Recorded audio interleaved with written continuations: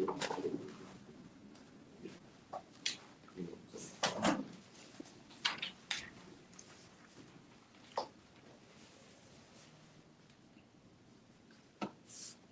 you good? Good morning, Coach. Morning. Welcome to camp today. Number one. Why don't you give us a little bit of what summer's looked like, and then just give us your camp expectations. Okay. Yeah. One, thank y'all for being here.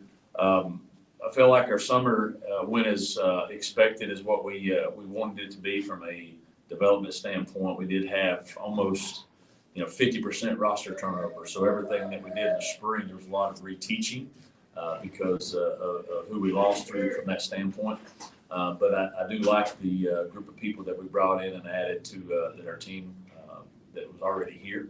Felt like that they have connected in a great way, and that they've helped us get closer, and they're buying into what we want to have as far as our culture and the way we want to do things.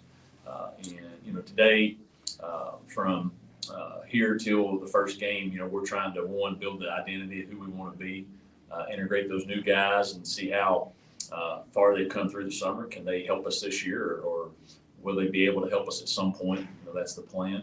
And then, we're laying our foundation for wanting to be a Conference USA champion and ultimately being a CFP. That's our ultimate goal. That's our big vision. And that's not something that's going to come easy. Our team knows that. And our focus is on doing what champions do every day, not focusing on trying to win a championship, but doing what champions do. If we can do those things, then those championships will come. Coach, as you enter fall camp, how different is it for you now, year one here on the job? Well, it's a lot cooler than I'm used to. I think it's like 60 degrees out here. So normally by now it'd be 90. So, it's still, you still get excited. You still get nervous, butterflies. And so I think that's great, because if I lose those and you coaches lose those, you probably don't need to be in it. So there's still some nervousness, a new team. And this is the first time that 100, and we got 100 and whatever we have, they're going through a fall camp with us. So it's brand new for them, even though a lot of those guys have been through 3 or 4 fall camps, and some of them have been through this is their first one. This is brand new for all of us. And so all of our coaches are nervous, excited. We had a good day of meetings yesterday, laying out what we want. And we're looking forward to seeing how we develop. From a health standpoint, where is this team coming into fall camp? Pretty good. We did have some injuries during the summer. We lost 2 receivers in the summer to knee injuries that will be out for the season. Reese Smith, lost him during the summer, and Victor Jones, so they're both out. I did lose them. So far, besides that, from a scholarship standpoint, that's the guys that we have lost from that. The rest of the team is relatively healthy. Coach, when you woke up this morning, what was your feeling? Are you excited, anxious, nervous, ready to get going? I think it's more so we put a lot of work into having the plan. There is some nervousness. I think anxious is, if you're anxious, the anxiety comes from not being prepared. I think we are prepared. I think there's a nervousness just to see how the team responds, because still it is a lot of new players. But more so just wanting to see how they actually look in helmets, and then what eventually get the pads. Everybody looks good in shorts. I had a coach when I was in college say, that you're the best shorts player in America. And what you put pads on is a lot different. So we're excited about just being out there for the first time. What positional group are you most confident in entering this training camp? Probably the offensive line on offense. Feel pretty good about that. And then, that's about where we're at right now. Speaking of the receivers, got a couple of injuries there. Do you feel like you have enough pieces there, enough bodies there going into this season?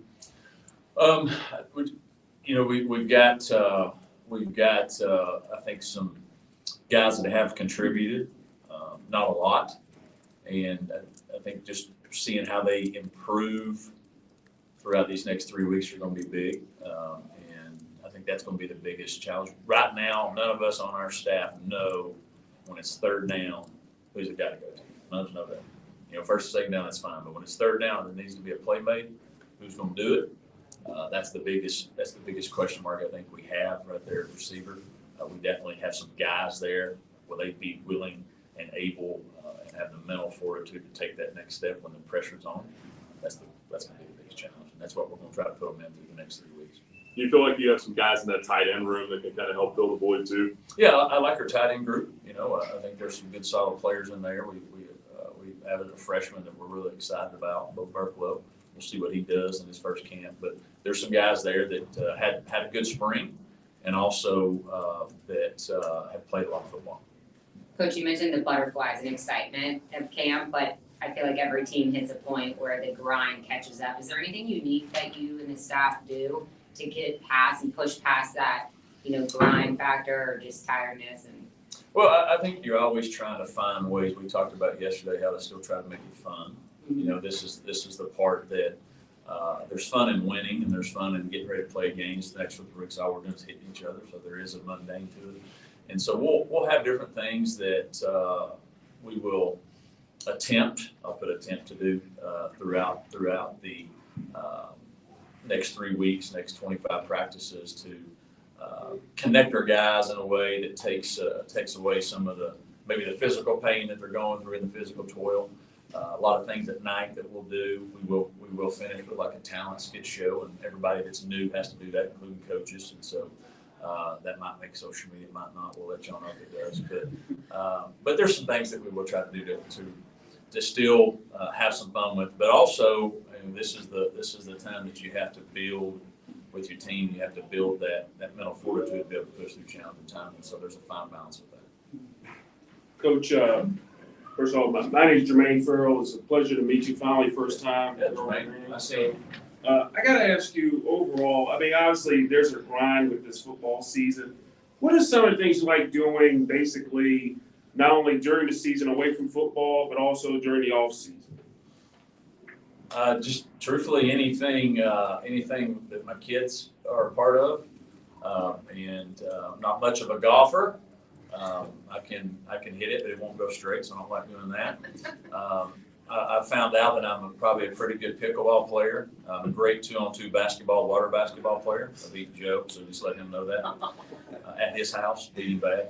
But I enjoy spending time with family, traveling, and I'm a food guy. So I like to try different foods and things of that nature. So. And Coach, obviously, first year in the conference, it's been a while since Liberty been in the conference since the Big South, and with your experience at Coastal, competing for a conference championship, this program's gone to bowls and all that. But just how big is it for this program to have an opportunity to compete for a conference championship at the FBS level? I think it's arguably one of the biggest decisions that our university made to be able to go into that. And that's allowed us to have a place at the table that we have an opportunity to earn, right? Never had that before, no matter how great seasons or bowl game wise, you don't have that access. And now that we do, I think that's going to help this program grow exponentially. The biggest challenge that our program will face is being in FBS for 4 years and not being in a conference, not understanding you're getting everybody's best shot every week. There's going to be a target on Liberty's back.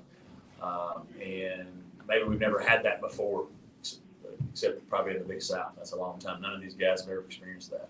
And being in a conference, the grind of that each week and what it takes to try to win that. That's going to be something that our team has to grow through and understand. We've talked a lot about that as a staff with our team, is understanding what it takes each week to try to win the conference championship. But that is a huge deal, and thankful that we are in one. And real quick, I'll ask one more. When you look at the schedule, coming up in October, you got a lot of Thursday and Tuesday games.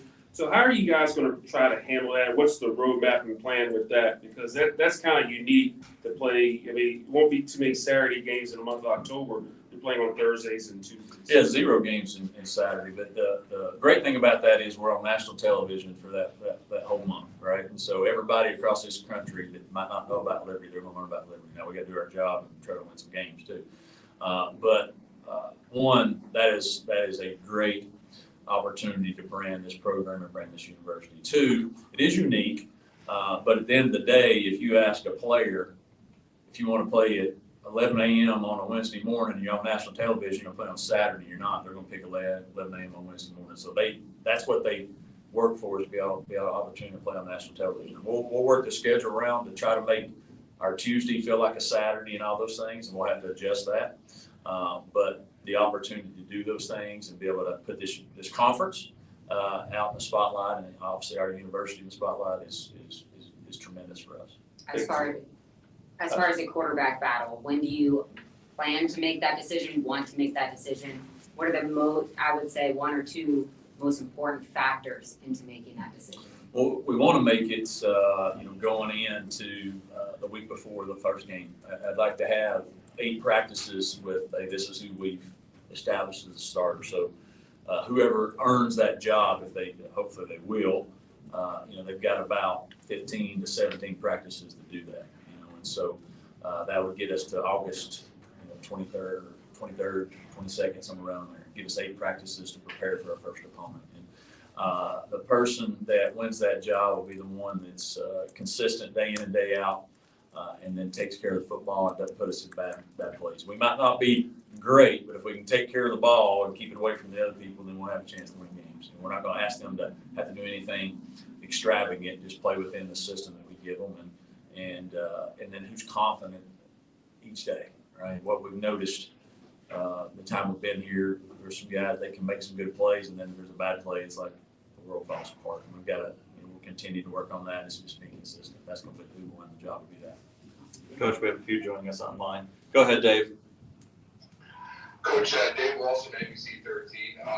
You mentioned the amount of turnover that you had from the roster from last year. How much of an impact has the transfer portal, the players who have come through that, made throughout camp so far here in the offseason? And where do you see them competing the most? Is there a particular position group?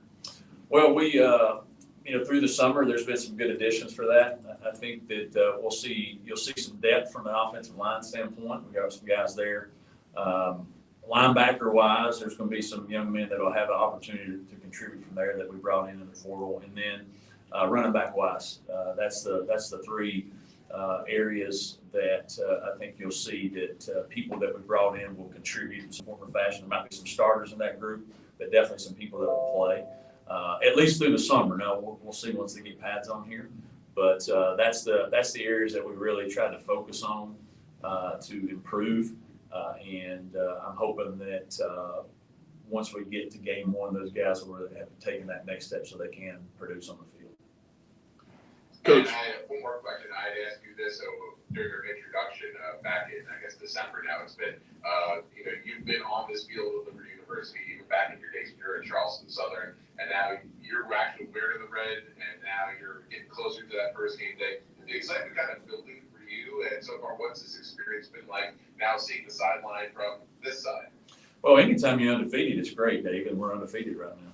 And so as we get closer to the game, that anticipation will build. But as a coach, what you try to do is every thought that I have is about building the program. It's not necessarily about, hey, what's best for this team this year. It's about what's best for this program to make it a solid foundation so it can build, be a consistent winner over the long term. That's I chose to come here not for I want to use this to jump here. That could have gone a lot of places, but I believe in the mission of this university. And want to be part of building this at a conference level and ultimately trying to get to that CFP. So thankful for being here and excited about what we can build here. Coach, one last question for you. Coach, with the position outside of quarterback, where are the other main position battles that you're keeping an eye on here? Wide receiver is a big one now with the losses that we had there. I think corner secondaries, corner areas up for grabs. Who's going to be the starters there? We're going to play a lot of people, but who's actually going to be the starter? And then defensive line, we've got an opportunity there. You rotate a lot of D-line, but we've got some guys there that are talented, that are young. I'm anxious to see how they impact up there. Are they pushing some people for more playing time and some of those? I think that'll be the biggest 3. And then lastly, from that offensive line standpoint, what's that depth chart end up looking like? With some of the guys that we brought in that have had experience. Coach, we appreciate your time this morning. Thank y'all. Thanks, Thank you. Coach. Thanks, sir. Flames. And y'all were supposed to say Flames. Flames back. Flames. Flames.